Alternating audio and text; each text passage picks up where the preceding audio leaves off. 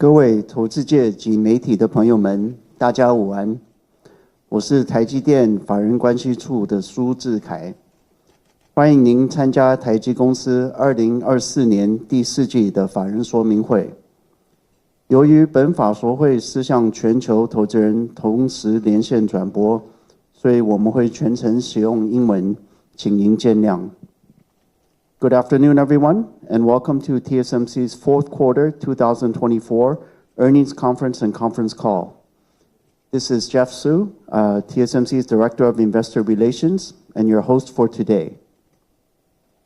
Today's event is being webcast live through TSMC's website at www.tsmc.com, where you can also download the earnings release materials. If you are joining us through the conference call, your dial-in lines are in listen-only mode. The format for today's event will be as follows. First, TSMC's Senior Vice President and CFO, Mr. Wendell Huang, will summarize our operations in the fourth quarter 2024, followed by our guidance for the first quarter 2025. Afterwards, Mr. Huang and TSMC's Chairman and CEO, Dr. C.C. Wei, will jointly provide the company's key messages. Then we will open both the floor and the line for the question and answer session. As usual, I would like to remind everybody that today's discussions may contain forward-looking statements that are subject to significant risk and uncertainties, which could cause actual results to differ materially from those contained in the forward-looking statements. Please refer to the safe harbor notice that appears in our press release. And now, I would like to turn the microphone over to TSMC's CFO, Mr. Wendell Huang, for the summary of operations and the current quarter guidance. Thank you, Jeff. Good afternoon, everyone. Thank you for joining us today. My presentation will start with financial highlights for the fourth quarter of 2024. After that, I will provide the guidance for the first quarter of 2025. Fourth quarter revenue increased 14.3% sequentially in NT, supported by strong demand for our industry-leading 3 nanometer and 5 nanometer technologies.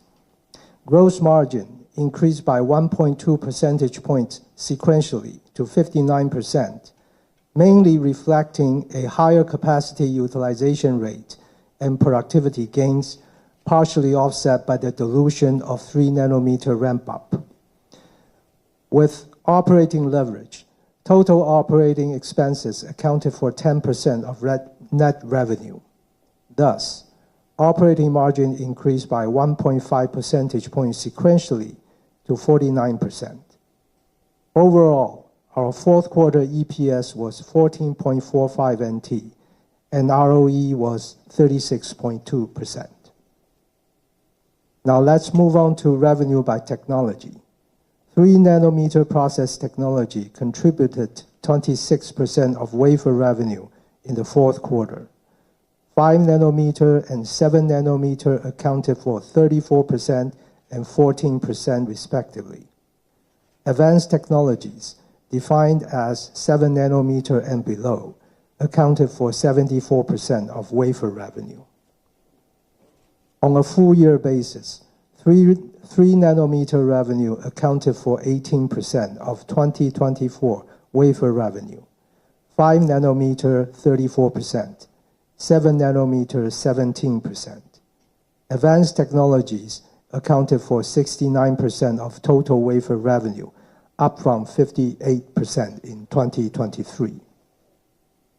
Moving on to revenue contribution by platform. HPC increased 19% quarter over quarter to account for 53% of our fourth quarter revenue. Smartphone increased 17% to account for 35%. IoT decreased 15% to account for 5%. Automotive increased 6% to account for 4%. DCE decreased 6% to account for 1%. On a full year basis, HPC increased 58% year on year. Smartphone, IoT, automotive, DCE increased 23%, 2%, 4%, and 2% respectively in 2024. Overall, HPC accounted for 51% of our 2024 revenue. Smartphone accounted for 35%. IoT accounted for 6%, and automotive accounted for 5%.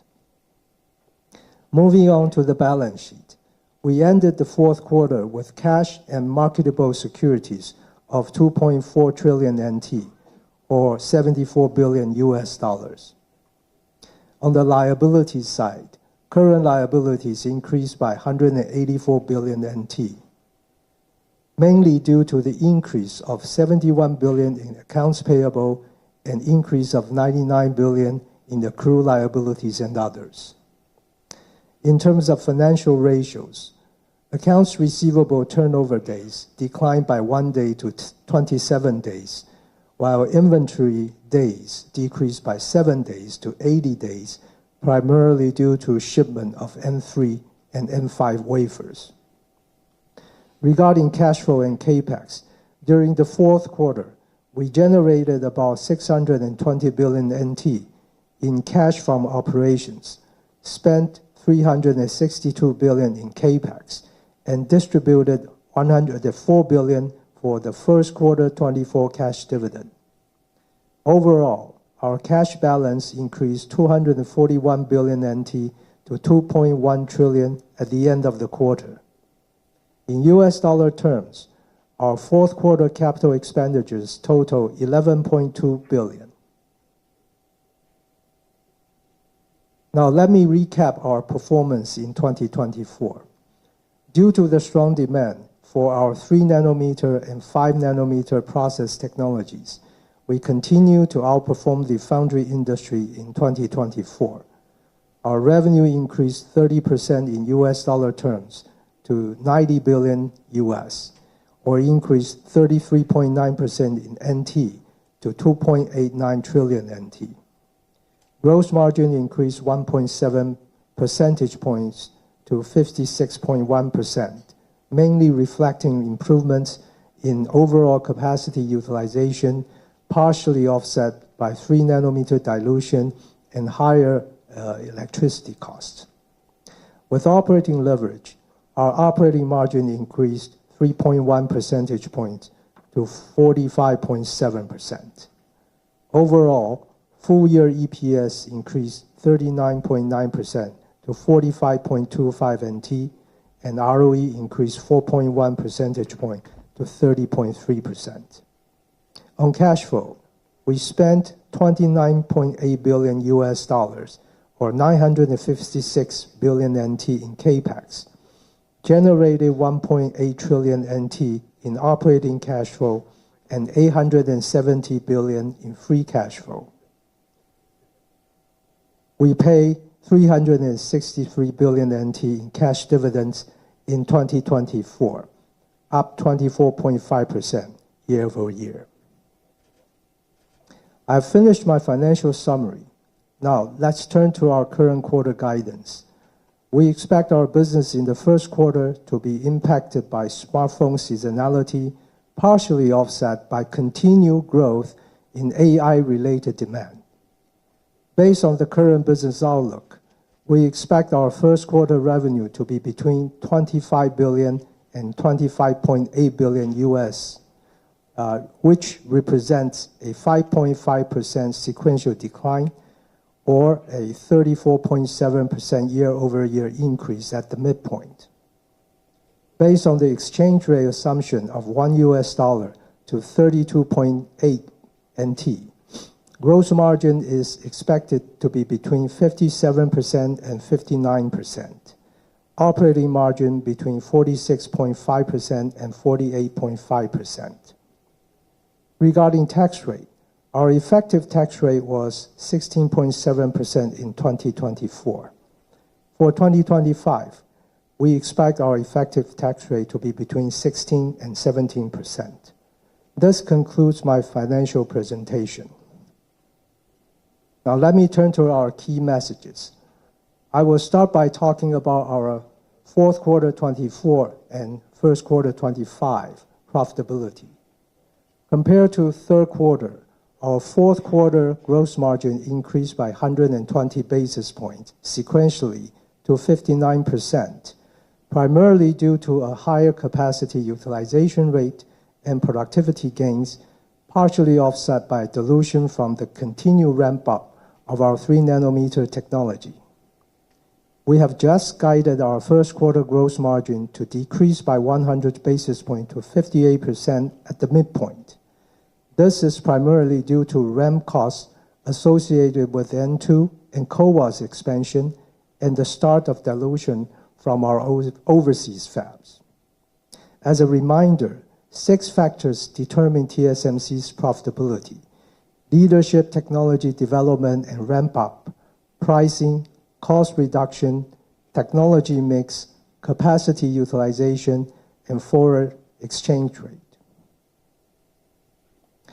Looking at full year 2025, given the 6 factors, there are a few puts and takes I would like to share.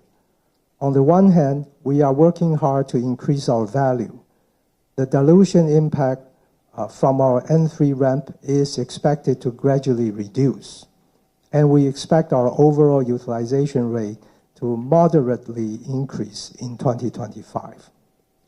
On the other hand, as we have said before, we forecast 2 to 3% margin dilution impact from the ramp-up of our overseas fabs. The impact is less than 100 basis points in the first quarter of 2025, but we expect it to grow more pronounced throughout the year as our fabs in Kumamoto and Arizona ramp up. We also expect inflationary costs, including higher electricity prices in Taiwan, to impact our gross margin by at least 1% in 2025. In addition, there are some ramp-up costs associated with N2 and further conversion of N5 to N3 capacity, which together we expect to impact our gross margin by about 1%. Finally, we have no control over the foreign exchange rate, but that may be another factor in 2025. Longer term, excluding the impact of foreign exchange rate and considering our global manufacturing footprint expansion plans, we continue to forecast a long-term gross margin of 53% and higher is achievable. Next, let me talk about our 2025 capital budget and depreciation. Every year, our CapEx is spent in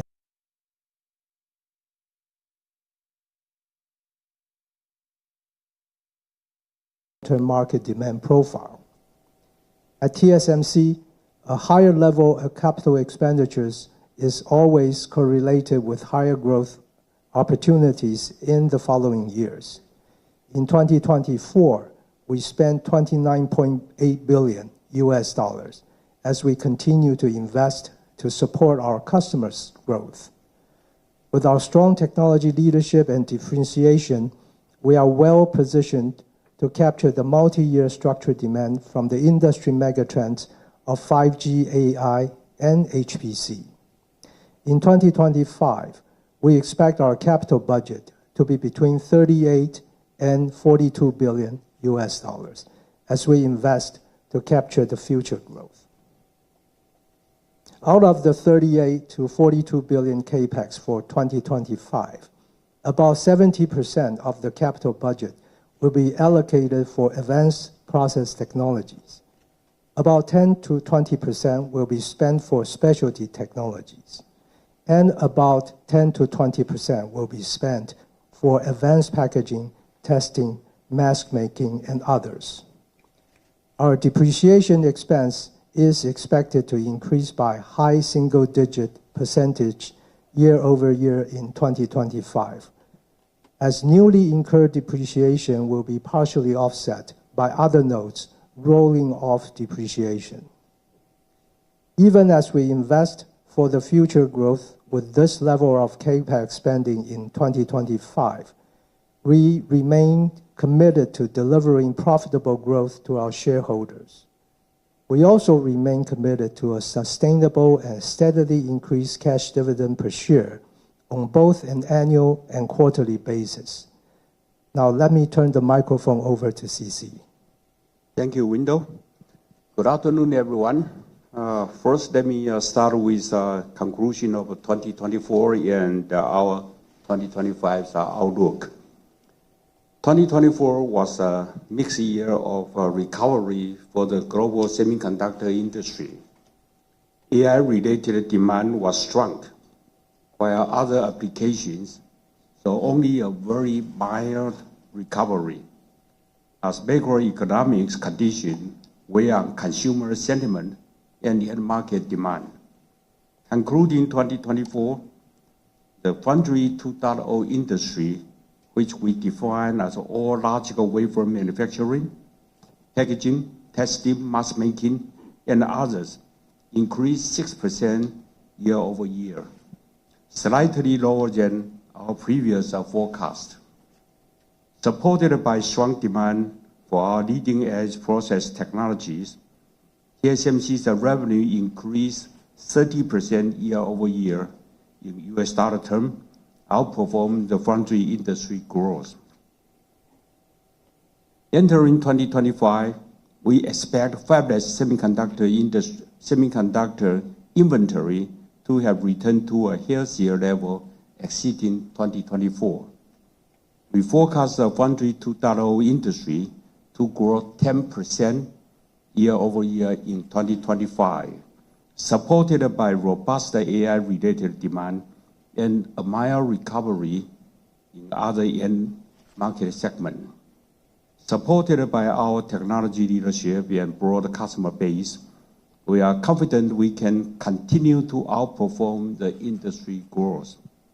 We expect 2025 to be another strong growth year for TSMC and forecast our full-year revenue to increase by close to mid-20% in US dollar terms. Now I will talk about AI demand and TSMC's long-term growth outlook. We observe robust AI-related demand from our customers throughout 2024. Revenue from AI accelerators, which we now define as an AI GPU, AI ASICs, and HBM controller for AI training and inference in the data center, accounted for close to mid-teens % of our total revenue in 2024. Even after more than tripling in 2024, we forecast our revenue from AI accelerator to double in 2025, as the strong surge in AI-related demand continues. As a key enabler of AI applications, the value of our technology platform is increasing as customers rely on TSMC to provide the most advanced process and packaging technologies at scale in the most efficient and cost-effective way. To address the structural increase in the long-term market demand profile, TSMC is working closely with our customer to plan our capacity and investing in leading-edge specialty and advanced packaging technologies to support their growth. As we have said before, TSMC employs a disciplined and thorough capacity planning system to evaluate and judge the market demand to determine the appropriate capacity to build. This is especially important when we have such high forecasted demand from AI-related business. At the same time, we are committed to earning a sustainable and healthy return that enables us to continue to invest to support our customers' growth while delivering profitable growth for our shareholders. Underpinned by our technology leadership and broad customer base, we now forecast the revenue growth from AI accelerators to approach a mid-40% CAGR for the 5-year period, starting off the already higher base of 2024. We expect AI accelerators to be the strongest driver of our HPC platform growth and the largest contributor in terms of our overall incremental revenue growth in the next several years. Looking ahead, as the world's most reliable and effective capacity provider, TSMC is playing a critical and integral role in the global semiconductor industry. With our technology leadership, manufacturing excellence, and customer trust, we are well positioned to address the growth from the industry megatrend of 5G, AI, and HPC with our differentiated technologies. For the 5-year period starting from 2024, we expect our long-term revenue growth to approach a 20% CAGR in US dollar terms, fueled by all 4 of our growth platforms, which are smartphone, HPC, IoT, and automotive. Next, let me talk about our global manufacturing footprint update. All our overseas decisions are based on our customers' need, as they value some geographic flexibilities and a necessary level of government support. This is also to maximize the value for our shareholders. In the US, we have a long-standing good relationship with the US government, dating back to even before our Arizona Fab project announcement in May 2020. We have received a strong commitment and support from the US customers and the US federal, state, and city government, and are making substantial progress. Building on the successful result of our earlier engineering wafer production, we were able to pull ahead the production schedule of our first fab in Arizona. Our first fab has already entered the high-volume production in 4Q24, utilizing N4 process technology with a yield comparable to our fabs in Taiwan. We expect a smooth ramp-up process, and with our strong manufacturing capability and execution, we are confident to deliver the same level of manufacturing quality and reliability from our fab in Arizona as from our fab in Taiwan. Our plans for second fab and third fab in Arizona are also on track. These fabs will utilize even more advanced technologies such as N3, N2, and A16 based on our customers' need. Thus, TSMC will continue to play a critical and integral role in enabling our customers' success, while remaining a key partner in enabling of the U.S. semiconductor industry. Next, in Japan, thanks to the strong support from the Japan Central, Prefecture, and local government, our progress is also very good. Our first specialty technology fab in Kumamoto has started volume production at the end of 2024 with very good yield.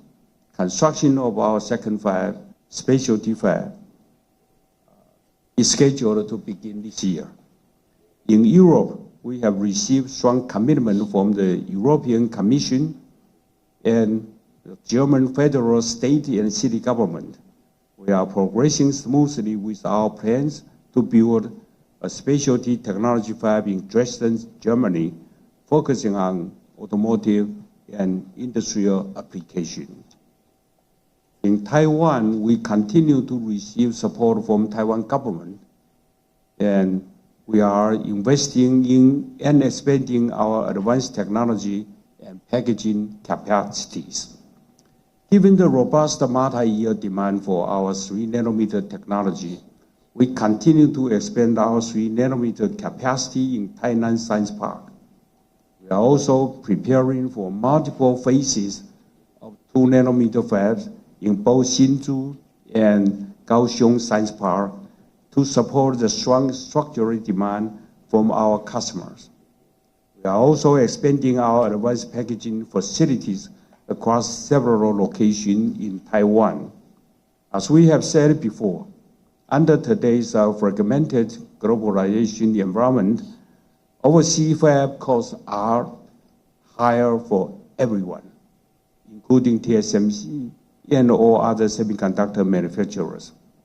We are leveraging our fundamental competitive advantage of manufacturing technology leadership and large-scale manufacturing base to be the most efficient and cost-effective manufacturer in the region that we operate, while supporting our customers' growth. Finally, I will talk about the N2 and the A16 introduction. Our 2nm and A16 technologies lead the industry in addressing the insatiable need for energy-efficient computing, and almost all the innovators are working with TSMC.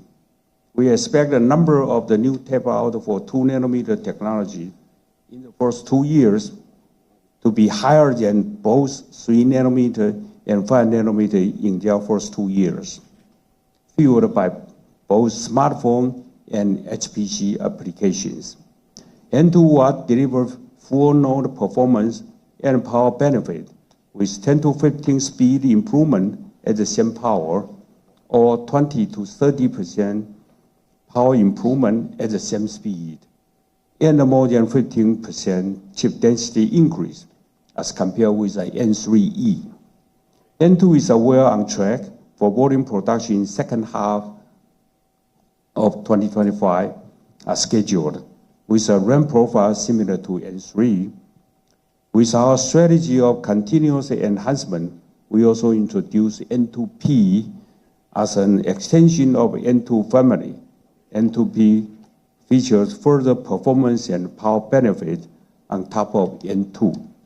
N2P will support both smartphone and HPC applications, and volume production is scheduled for second half 2026. We will also introduce A16 featuring Super Power Rail, or SPR, as separate offering.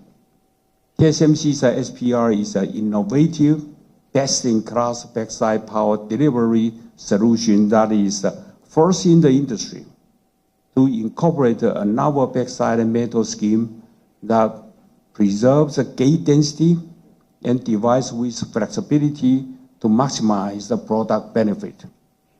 Compared with the N2P, A16 provides a further 8 to 10% speed improvement at the same power, or 15 to 20% power improvement at the same speed, and additional 7 to 10% chip density gain. A16 is the best suitable for specific HPC product with a complex signal route and dense power delivery network. Volume production is scheduled for second half 2026. We believe N2, N2P, A16, and its derivative will further extend our technology leadership position and enable TSMC to capture the growth opportunity well into the future. This concludes our key message, and thank you for your attention. Thank you, CC. This concludes our prepared statements. Before we begin the Q&A session, I would like to remind everybody to please limit your questions to 2 at a time, to allow all the participants an opportunity to ask their questions. Questions will be taken from both the floor and from the call.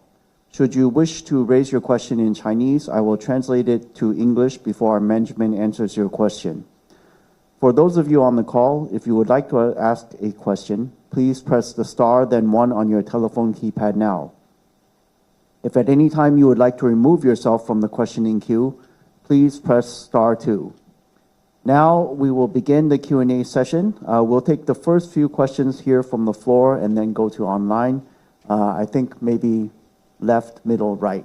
So why don't we start? I think first question, Gokul Hariharan from JP Morgan. Thanks, Jeff. Happy New Year, management team.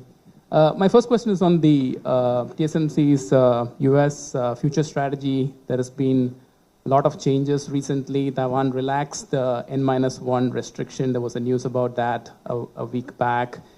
CC, you met Elon Musk as well recently, so you said there are a lot of developments that you've discussed. Your key IDM competitor seems to be struggling as well, while your Arizona fab seems to be ramping up quite well. So in light of all these, I just wanted to understand the longer-term strategy. Would you consider investing in latest node in the US? Because so far it has been N-1. Now you don't have the restriction from the Taiwan government to go and invest. What has been your feedback in whatever discussions you have had with the incoming President Trump administration? Because they have talked a lot about CHIPS Act and everything, but they're also supportive. Your original investment was during President Trump's first term. And lastly, I think, Wendell, I think last time you had mentioned you're not very keen on taking over any IDM fabs. Has that thinking changed, especially given TSMC has the potential to become an even more stronger partner for the US in terms of bringing up US local manufacturing? Sorry, long question. Yeah. Yes. Okay. Thank you, Gokul. Indeed, a very long question. I think Gokul's question is looking at TSMC and our strategies, global expansion, particularly in the US. He notes that Taiwan has recently relaxed or said they relaxed the N-1 rule, and CC has met many of our large customers in the US. And our Arizona fab is ramping quite well. So his question really is on the longer term strategy, I believe 3 parts. Number 1, what is the feedback or sort of discussions ongoing with the next administration in the US? Secondly, would we consider taking over IDM's fabs? Has that thinking changed? And last, on the new node. Maybe we'll go one by one. I almost forgot your question already. Okay, first one, the technology node. Actually, it's not we don't want to ramp up the same technology as in Taiwan. But if you look at when we ramping up introduce a new technology into manufacturing, the fab, the process is so complicated, so it has to be very close to the R&D people. So the initial phase of the ramping up always come from the fab close to R&D. So in that sense, we want to ramp up the same kind of technology in US, but that practically is a little bit difficult. So Taiwan will always be first. Does that answer your question? It's not because of N or N-1 limitation. No, it's practically we just have to ramp up a new node in Taiwan. Okay. And the second, do we change our strategy to expand faster or something? Again, this is we always say that we build the capacity overseas is due to customers' need. If my customer has a very high demand, what should I do? I build a more fab, right?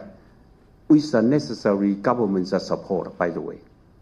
Okay, talking about the government, let me assure you that we have a very frank and open communication with the current government and with the future one also. I cannot say anything more than that. Okay. What is IDM fab? That's my customer. And now that we, again, our strategy is not based on my IDM competitors' status. They are our very good customers. I like them, and they are very important to TSMC's business also. That's all I can say. Thank you. Okay, thanks, C.C. Maybe my next question going to gross margins. So Wendell, we are almost approaching 60% gross margin. Last cycle, we peaked at about 60% towards the peak of the cycle. You're expecting the cycle to even strengthen based on guidance that CC provided for both AI as well as some improvement in non-AI. So how should we think about gross margins in this cycle? Is it realistic that we can get to more than 60% gross margin in this upcycle? And related to that, could you help us understand the US, especially the US fab, overseas fabs, but especially US fab dilution? What are the key factors there? Because as you mentioned, yield is already approaching or almost close to Taiwan yield. So is it basically cycle time is longer, or is it that some other costs are much higher in the US fab? Because new fab depreciation is probably fairly similar compared to the Taiwan fab. Okay, so Gokul's second question is on gross margin. Again, two parts. He notes gross margin is almost approaching 60% in 2022. The last cycle, it was also around this type of level. We have said that this year is another very strong growth year for TSMC. So his question is, how should we think about gross margins in this current cycle? Can we approach or get to 60 or low 60s type of again? And then the second part is more specific to the U.S. In terms of the cost gap. What are the U.S.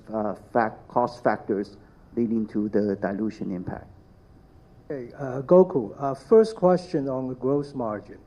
As we said, there are 6 factors affecting the profitability. Every year, different factors play different roles.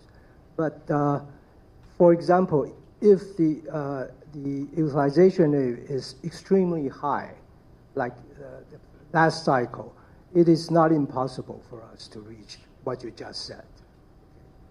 And secondly, the U.S. fab cost.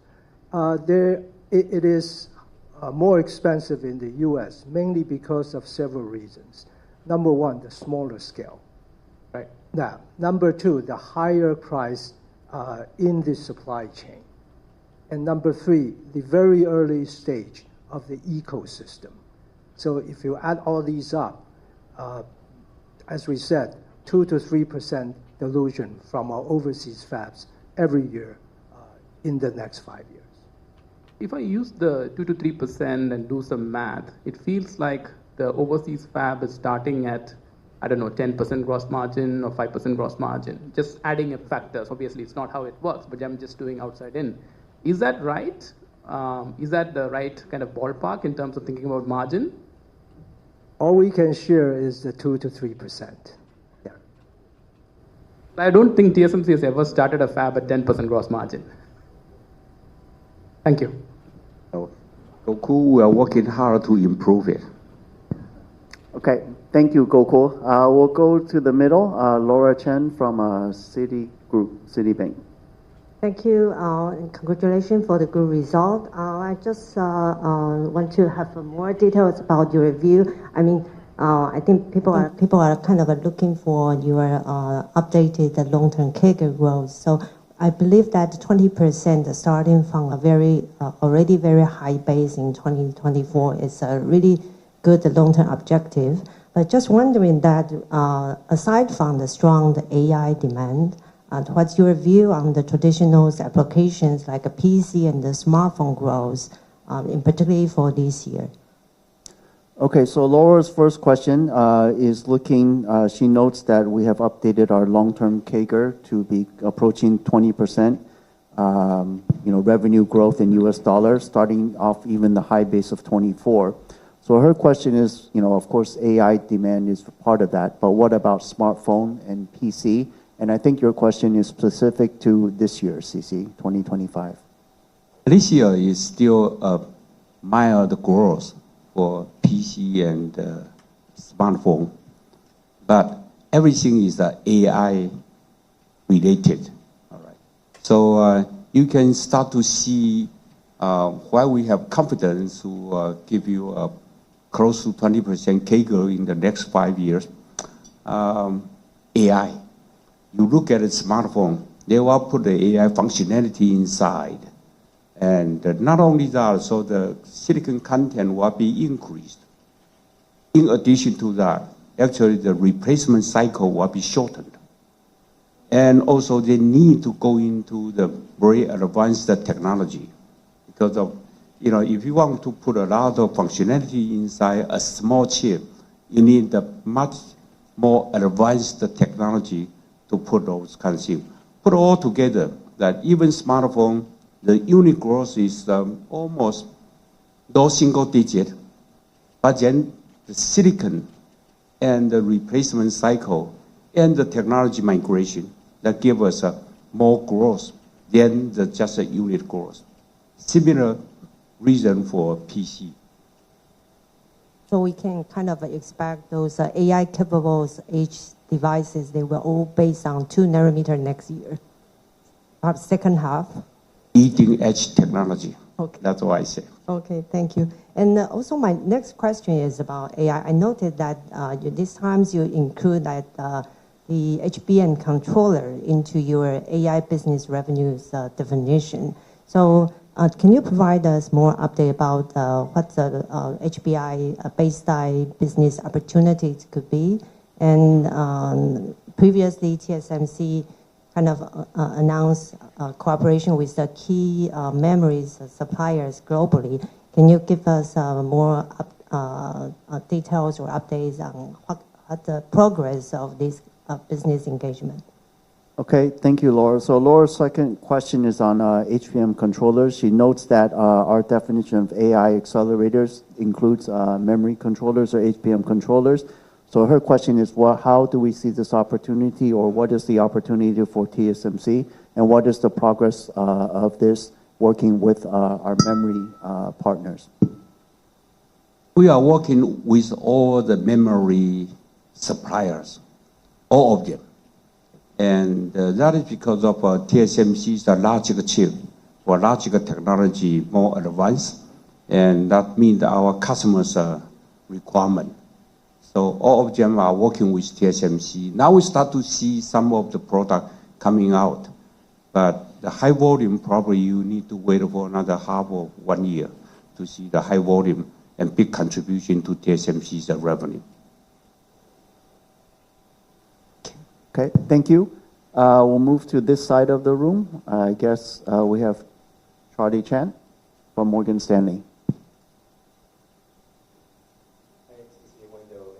First of all, Happy New Year.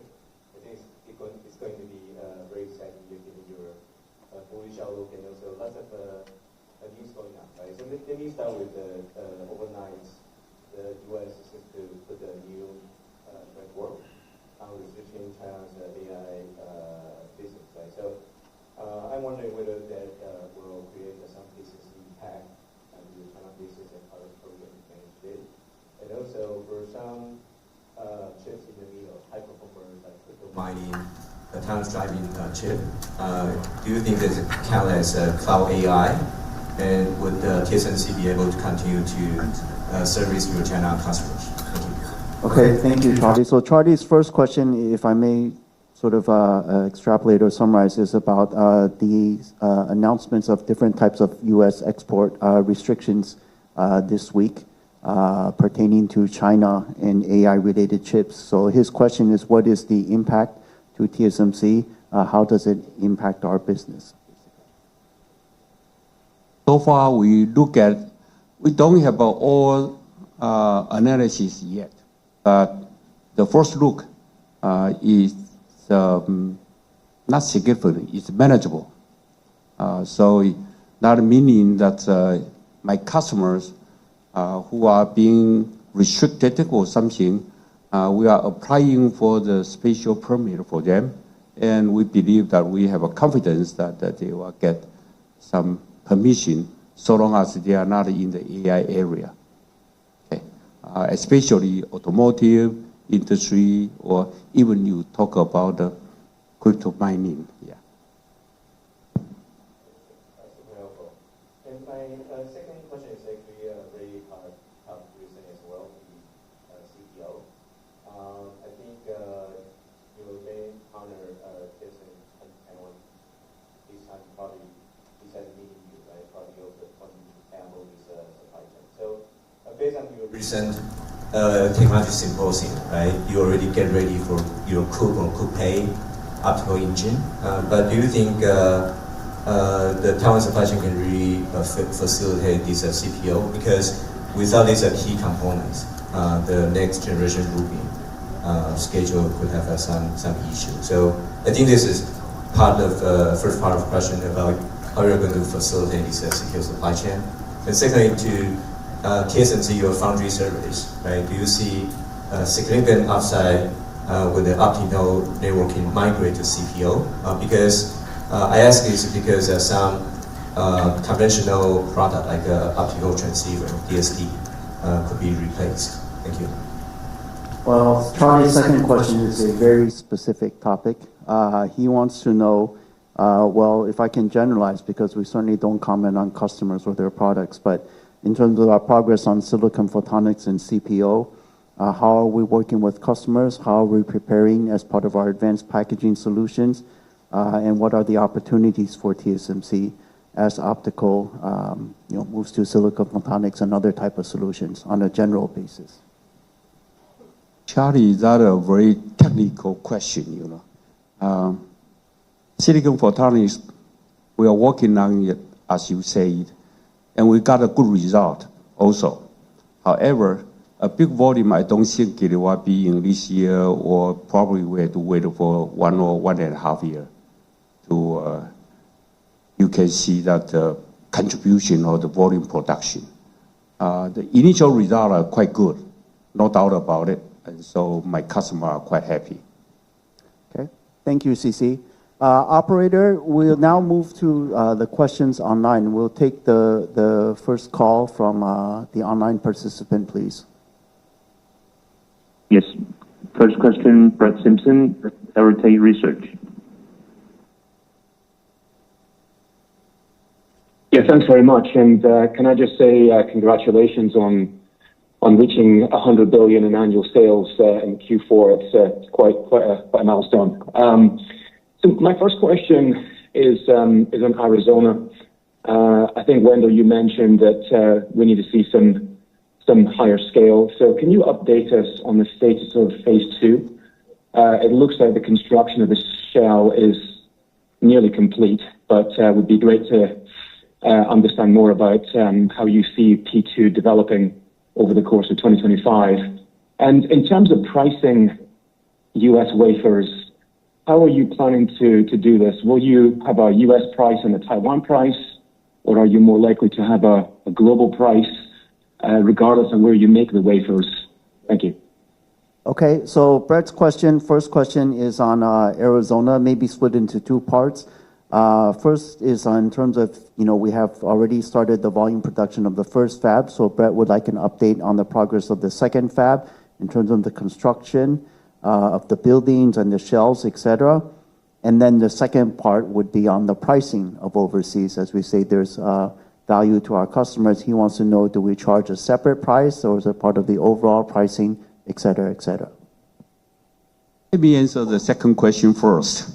Do we charge a little bit higher? Yes, we did, because of we have a value of geographic flexibility, right?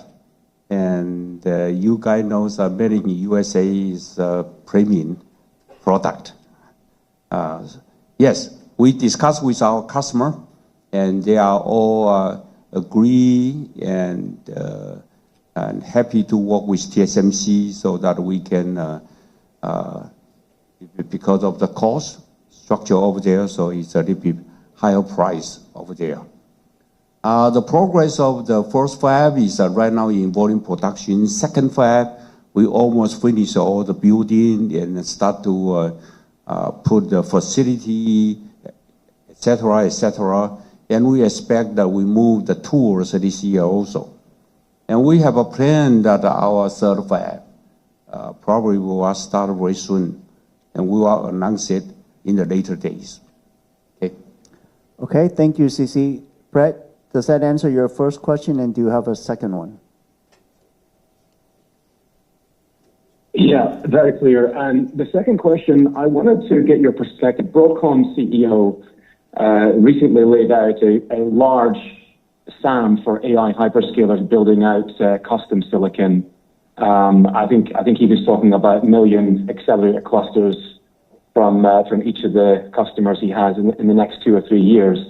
What's TSMC's perspective on all this? I'm sure you've spent a lot of time verifying what hyperscalers are planning over the years to come, and how comfortable are you with the scale of what's being implied here? Thanks. Okay, so Brett's second question is looking at AI, I guess, specifically AI custom chips or ASICs. He notes that one of our customers recently laid out a very strong or large addressable SAM market for AI hyperscalers using custom silicon. Lots of them talking about clusters of 1 million chips.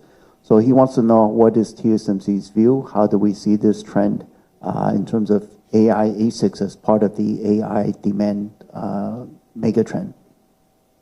Brett, I'm not going to answer the question of the specific number, but let me assure you that whether it's an ASIC or it's a graphic, they all need a very leading edge technology, and they're all working with TSMC.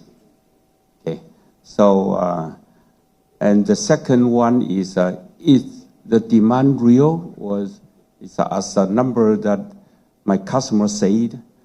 I would say that the demand is very strong. Is that enough to answer your question? Brett? Yeah, that's great. Thank you. Okay, thank you, Brett. Operator, do we have anyone else on the line? It seems not. Then No, we don't. Okay, we don't. Then let's go back to the floor. I think on the left side, Bruce Lu from Goldman Sachs. Hi, thank you for taking my question. To be honest, I'm a bit surprised that the long-term gross margin target doesn't really change it. I believe TSMC's value is definitely more than selling the, pass on the cost. I believe that TSMC need to invest a lot more in R&D to maintain the leadership. TSMC suggested a raise the gross margin target in 2022 with higher R&D requirement, with higher profitable target, right? So I asked the same question 2 quarters ago, which is in the process of price negotiation, which is understandable. But I think the price negotiation is pretty much done.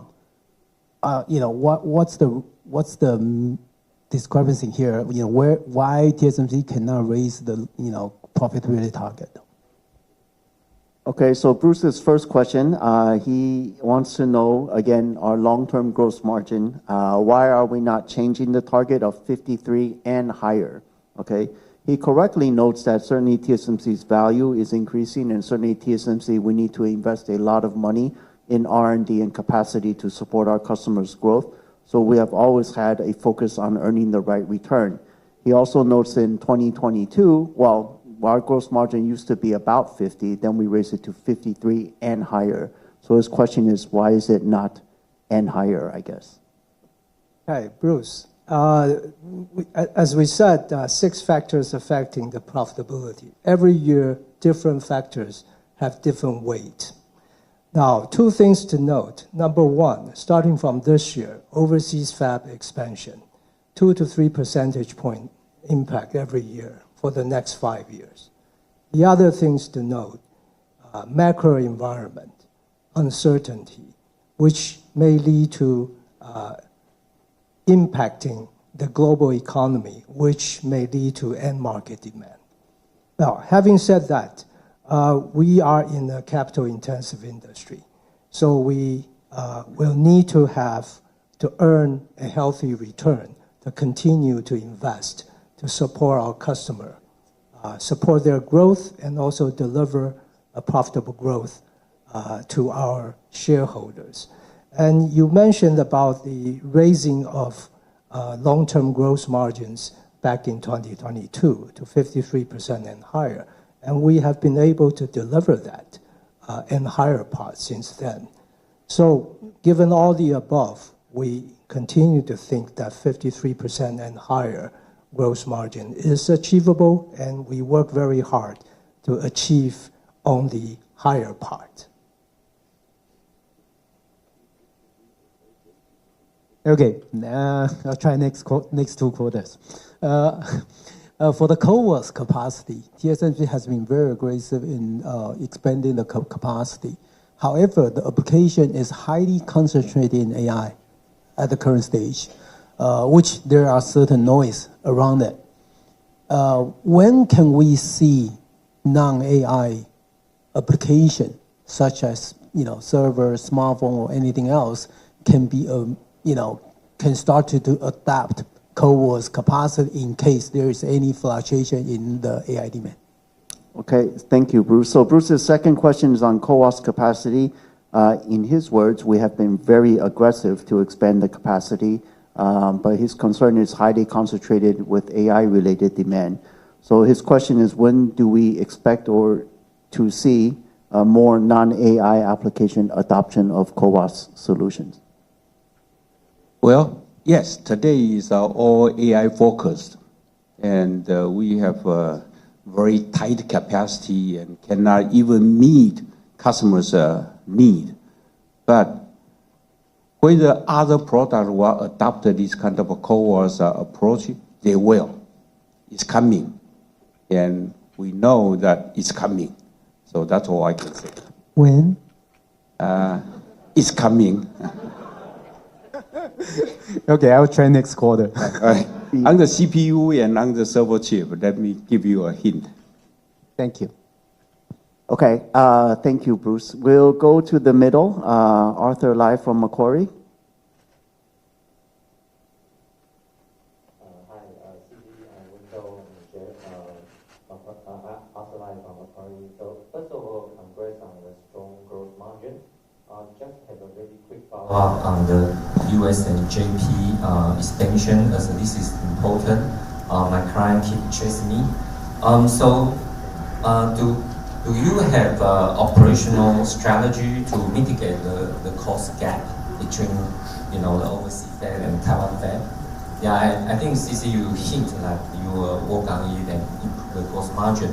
But during the Chinese New Year, I read Morris Chang's his autobiography, and he mentioned that the strategy is copied exactly from the Taiwan mother fab, right? So I want to understand how we maintain the high yield and also drive the cost down. Thank you. Okay, so Arthur's question is about our overseas expansion. His question is related to the cost gap and what is our operational strategies to mitigate the cost gap. How are we doing this internally in our fab operations and strategies to do so? Mention my boss is a book. Okay, that's meaning that you really read it. What he says, a copy exactly is whatever Taiwan's improvement, the U.S. will copy over there. Doesn't mean that this year, next year, and the following year will be the same. We continue to improve. That's improve the cost structure, both in Taiwan and in the U.S. And we also try very hard to find out a new methodology or whatever that I cannot share with you right now, but it will give Arizona fab some benefit. And so that we will improve, we'll minimize the gap between the cost structure between U.S. and Taiwan. And we are working on that. But no matter what I said, we will be the best fab over there. Okay. Second follow-up question probably is on Ingo. You just mentioned that there's a 200 bits or 300 bits margin dilution, right? So can you give us a one level down that the variable cost and the fixed cost maybe heavier or maybe which one is higher? Okay, so Arthur's second question is on the overseas dilution of 2 to 3%. He is asking if we can provide a further breakdown in terms of how much of that is composed from variable cost, how much of that is from the fixed cost, etc. Arthur, we really don't give breakdown on these numbers, but both of them are higher. That's all I can share with you. Okay, thank you. We'll move to the right side of the room. I think Rick Hsu from Daiwa Securities. Yeah, hi, Happy New Year, and thank you for taking my question. So the first one, as usual, can you share with us your view on this year's global semiconductor revenue forecast as memory, or any driver by application in priority across the main application? Okay, so Rick's first question, he's asking for our forecast of the semiconductor industry, what we used to provide as SemiXMEM, but of course we have already given Foundry 2.0. Then he would like the outlook by end market application in terms of ranking. Maybe just a comment on the overall end markets as a whole, right? Yeah. Rick, I think the memory business will grow this year also. But all I can say is that HBM will grow very fast. And I don't comment on other memories because of, it's not logic. And we have already provided Foundry 2.0 to grow 10% year over year. That's our industry forecast for 2025. Just a quick follow-up. Can I use your Foundry 2.0 market growth as a proxy of the global semi estimate? So his question is, can we use Foundry 2.0 as a proxy for semiconductor X memory? Yes. The second one is very quick about your CoWoS and SOIC capacity ramp. Can you give us more color this year? Because recently there seems to be a lot of market noises, some add orders, some cut orders. So I would like to see your view on CoWoS ramp. Okay, so Rick's second question is lots of market rumors here. So he would like to know any comment we can provide on CoWoS ramp in 2025. Rick, as you said, there's a lot of rumor. That's a rumor, I assure you. We are working very hard to meet the requirement of my customers' demand. So cut the order, that won't happen. Actually continue to increase. So we are, again, I will say that we are working very hard to increase the capacity. Yeah. Okay, thank you. Okay, let's move back to operator. Is there anyone online? Yes, we have next one, Robert Sanders, Deutsche Bank. Go ahead, please. Yeah, hi there. I just have a question on AI demand. Is there a scenario where HBM is more of a constraint on the demand rather than CoWoS, which seems to be the bigger constraint at the moment? And I have a follow-up. Thanks.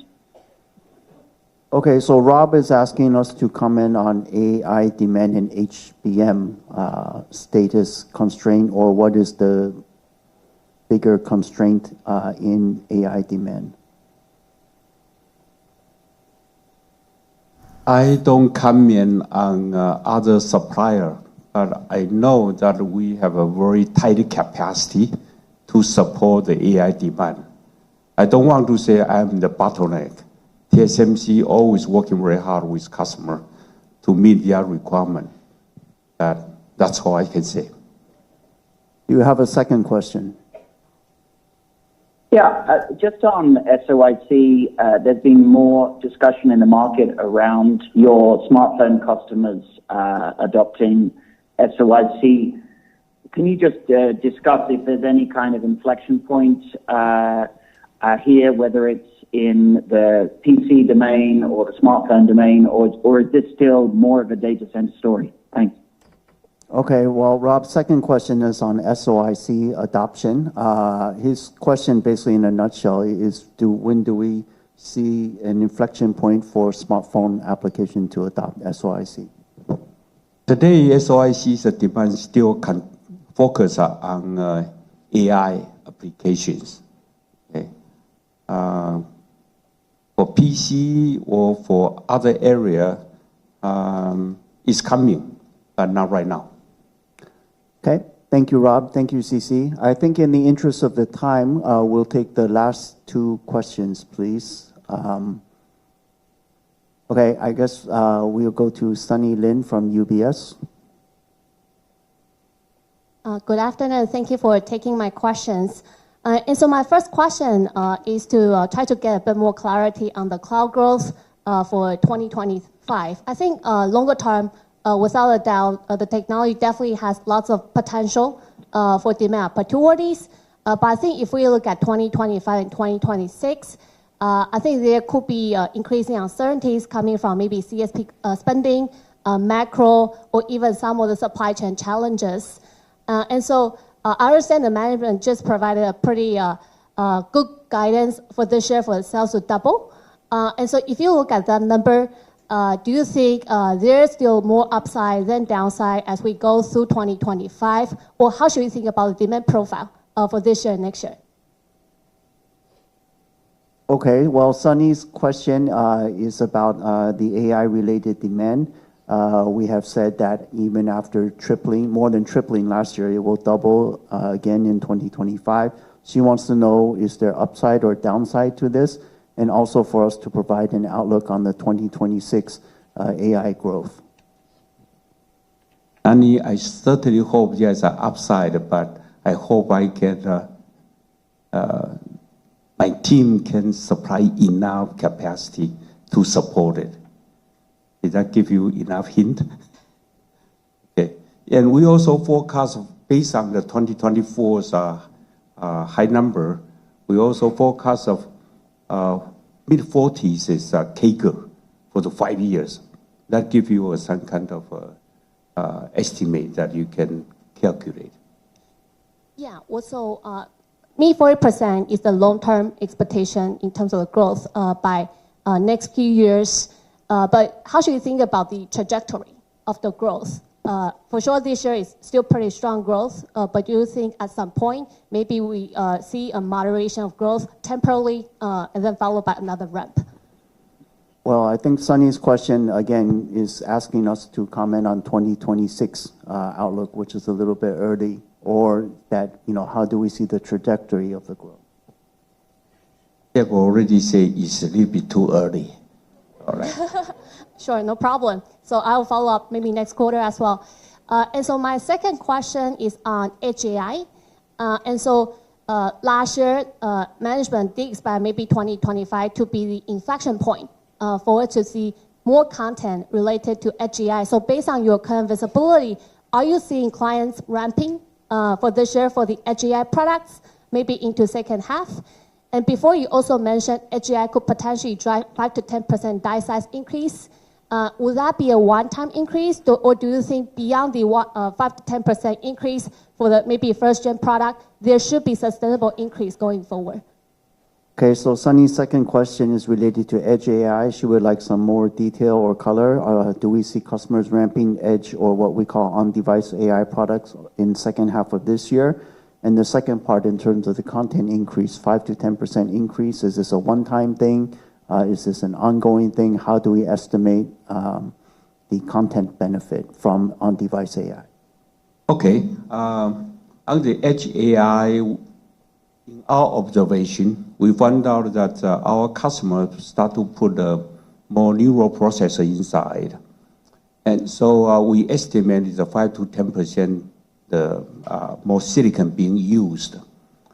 Can it be every year 5 to 10%? The definite is no, right? So, so they will move to next node, the technology migration. That's also to TSMC's advantage. Not only that, I also say that the replacement cycle, I think it will be shortened because of when you have a new toy that with an AI functionality inside, everybody will replace it, replace their smartphone, replace their PCs. And I count that one much more than a mere 5% increase. All right. Did I answer your question? Yeah, thank you very much. Okay, thank you. Operator, I think there's one more participant online, so we'll take the last question from online participant, please. But I think the last caller just dropped the line. Thank you. Okay, then we'll take the last question from Brad Lin from Bank of America. Taking my question. So I would like to ask 2 questions. First question would be on the CoWoS as well. So we have observed an increasing margin of advanced packaging. Could you remind us the CoWoS contribution of last year? And do you expect the margin to kind of approach the corporate average or even exceed it after the so-called value reflection this year? That would be my first question. Thank you. Okay, so Brad's first question is very specific to CoWoS. Basically, he wants to know what is the revenue contribution from CoWoS last year and what is the margin profile. Maybe we can talk about advanced packaging. Hey, Brad, we don't break it down in different segments of the advanced packaging, but overall speaking, advanced packaging accounted for over 8% of revenue last year, and it will account for over 10% this year. In terms of gross margins, it is better. It is better than before, but still below the corporate average. Thank you. Thank you, Wendell. That's very helpful. And then my second question would be on the IDM. So we have seen IDMs increasingly rely on TSMC. And then do we still expect the IDM to support our long-term growth? Okay, so Brad's second question, I think, is on IDM and IDM outsourcing. He does note that we do see more IDM outsourcing business. So is this part of our long-term growth outlook, CAGR? Again, let me repeat again. They are our very good customers. And we work together. I don't say they rely on TSMC. We are partners. And I really hope that, a long-term relationship will be there for sure. Okay. Thank you, CC. Thank you, Brad. Thank you, everyone. This concludes our Q&A session. Before we conclude today's conference, please be advised that the replay of the conference will be accessible within 30 minutes from now. The transcript will become available 24 hours from now, and certainly both will be available through TSMC's website at www.tsmc.com. So thank you, everyone, for joining us today online and in person. We'd like to wish everyone a happy new year and hope everyone continues to stay well, and hope you'll join us again next quarter. Goodbye, and thank you. Have a good day.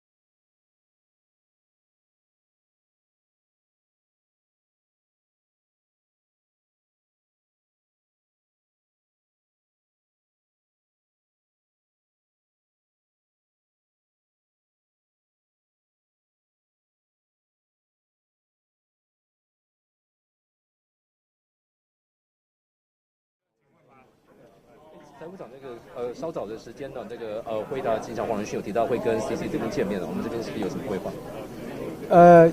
這個是 private 的 meeting， 如果有的話，所以我們不方便回答這個。我们跟惠达这邊合作的話，會有可能往哪些方向發展？他是我們很大的客戶啊，所以 CC 一直在講我們 expand capacity 為我們的客戶，對，關係很密切。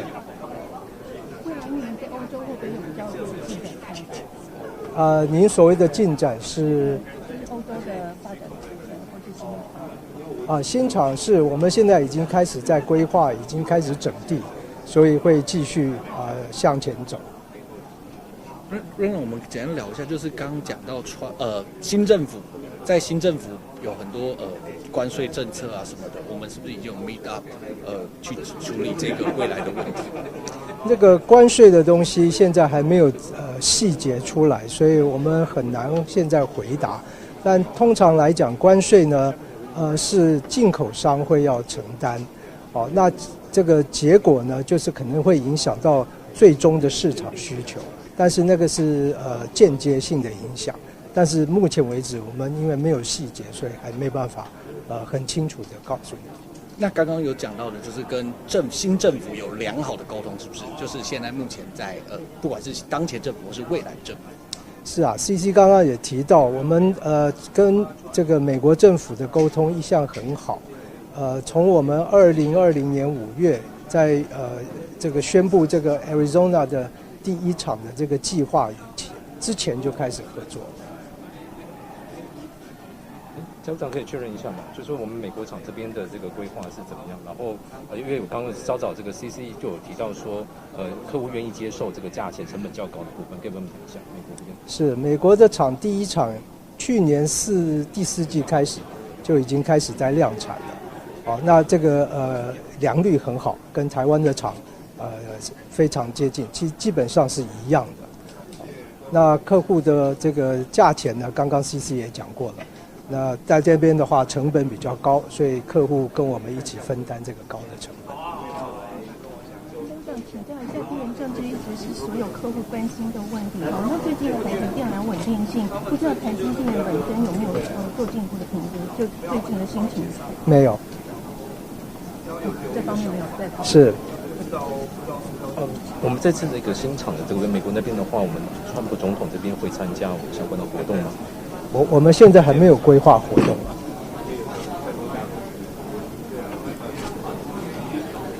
可以幫我們再強調一下台灣廠這邊的目標？我們好幾個廠在進行了，新竹有幾個新廠在做，在寶山，那高雄有幾個新廠在做，那這些都是2奈米的。那另外我們有好幾個廠是在做先進封裝的，同時都在進行。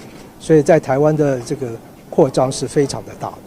最後我們簡單聊一下，就是尤其剛剛講到，因為 A16已經要去美國產了嘛，叫2廠3廠，有可能有 A16，那是不是未來最先進製程剛有講到，其實還是會留在台灣？當然，他剛剛 CC 也特別強調，這是很實際的問題，因為一開始在ramp 這個新的技術的時候，必須廠跟R&D 要非常的。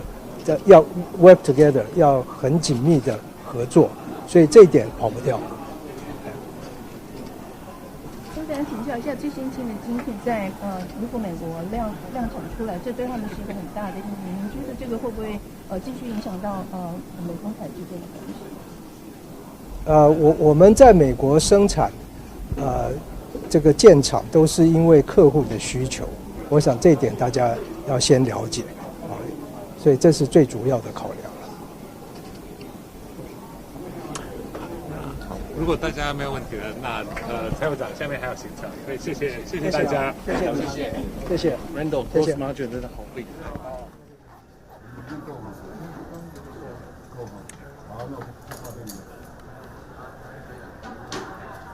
那結束就讓他給，下次要給一下，這樣又是給一下，有什麼用？就是太辣，也是客。